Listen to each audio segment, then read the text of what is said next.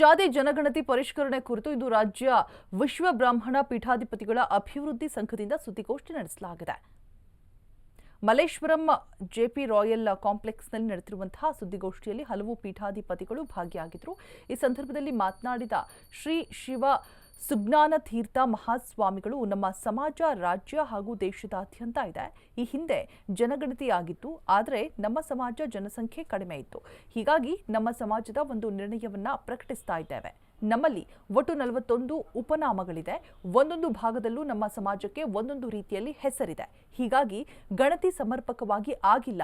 ನಮ್ಮ ಸಮಾಜದವರನ್ನ ಯಾವ ಹೆಸರಿನಿಂದ ಸೂಚಿಸಬೇಕೆಂದು ನಮ್ಮ ಸಂಘದಿಂದ ನಿರ್ಣಯ ತೆಗೆದುಕೊಂಡಿದ್ದೇವೆ. ವಿಶ್ವ ಬ್ರಾಹ್ಮಣ ಅಥವಾ ವಿಶ್ವಕರ್ಮ ಇದರಲ್ಲಿ ಒಂದನ್ನ ಪರಿಗಣಿಸಿ ನಮೂದಿಸುವಂತೆ ಒತ್ತಾಯಿಸ್ತಾ ಇದ್ದೇವೆ. ಇದನ್ನ ಜಾತಿ ಜನಗಣತಿಯಲ್ಲಿ ಪರಿಗಣಿಸಬೇಕು ಅಂತ ಸಿಎಂ ಡಿಸಿಎಂಗೆ ಮನವಿ ಮಾಡಿದ್ದಾರೆ. ಈ ಒಂದು ಸಮುದಾಯ ಬಹಳ ಪ್ರಾಚೀನವಾಗಿ ಬಂದಿರತಕ್ಕಂಥದ್ದು. ವಿಶ್ವಕರ್ಮ ಅಂತ ಅಂದರೆ ಆ ವಿಶ್ವಕರ್ಮನಿಂದಲೇ ಬಂದಂಥ ಸಮುದಾಯ ಅಂತಕ್ಕಂಥದ್ದಾಗಿ ನಾವೆಲ್ಲರೂ ಕೂಡ ಅದನ್ನು ಪರಿಗಣಿಸಿದ್ದೇವೆ. ನಮ್ಮಲ್ಲಿ ಪಂಚಗೋತ್ರಗಳಿದೆ. ಸಾನಗ, ಸನಾತನ, ಅಹಪೂನಸ, ಪ್ರತ್ನಸ, ಸುಪರ್ಣಸ ಅಂತಕ್ಕಂಥ ಗೋತ್ರಗಳಿದೆ. ಮನು, ಮಯ, ತ್ವಷ್ಟು, ಶಿಲ್ಪಿ, ವಿಶ್ವಜ್ಞ ಅಂತಕ್ಕಂಥ ಪಂಚಬ್ರಹ್ಮರು ಆ ವಿಶ್ವಕರ್ಮನಿಂದಲೇ ಬಂದವರು ಅಂತಕ್ಕಂಥ ಉಲ್ಲೇಖ ಇದೆ. ಅದನ್ನೇ ಬ್ರಾಹ್ಮಣೋಸ್ಯ ಮುಖಮಾಸೀತ್ ಅಂತಕ್ಕಂಥ ಪದವು ಕೂಡ ಉಲ್ಲೇಖ ಮಾಡುತ್ತೆ. ಹಾಗಾಗಿ ನಾವು ಆ ಒಂದು ಋಷಿ ಪರಂಪರೆಯಲ್ಲಿ ಬಂದಿರುವುದರಿಂದ ನಾವು ಇವತ್ತು ಯಾವ ಹೆಸರನ್ನು ಸಮಾಜಕ್ಕೆ ನಿರ್ಣಾಯಕವಾಗಿ ಸೂಚಿಸಬೇಕು ಅಂತಕ್ಕಂಥ ವಿಚಾರವನ್ನು ನಮ್ಮ ಕರ್ನಾಟಕ ರಾಜ್ಯ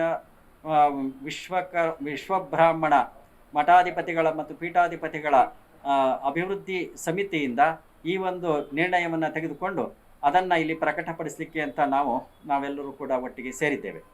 ಇವತ್ತು ಅಷ್ಟೊಂದು ಹೆಸರುಗಳನ್ನು ಇಟ್ಟುಕೊಂಡಿದ್ರೂ ಕೂಡ ಹಿಂದಿನಿಂದ ಏನೇ ಬಂದಿರಲಿ, ಈಗ ಪ್ರಸ್ತುತ ದಿನಗಳಲ್ಲಿ ಮುಂದಿನ ನಮ್ಮ ನವಪೀಳಿಗೆಯವರಿಗೆ ಒಂದು ಸೂಚನೆಯನ್ನು ನಾವು ಕೊಡ್ತಕ್ಕಂಥದ್ದು ಏನು ಅಂತ ಅಂದರೆ, ವಿಶ್ವಬ್ರಾಹ್ಮಣ ಅಥವಾ ವಿಶ್ವಕರ್ಮ ಅಂತಕ್ಕಂಥದ್ದು ಅಷ್ಟನ್ನೇ ಇಟ್ಟುಕೊಂಡು ಯಾವುದಾದ್ರೂ ಒಂದನ್ನು ಉಲ್ಲೇಖ ಮಾಡಿ ನೀವು ಜನಗಣತಿಯಲ್ಲಿ ಸೇರಿಸ್ತಕ್ಕಂಥದ್ದನ್ನು ನಾವು ಇಲ್ಲಿ ಪ್ರಕಟ ಮಾಡ್ತಾ ಇದ್ದೇವೆ.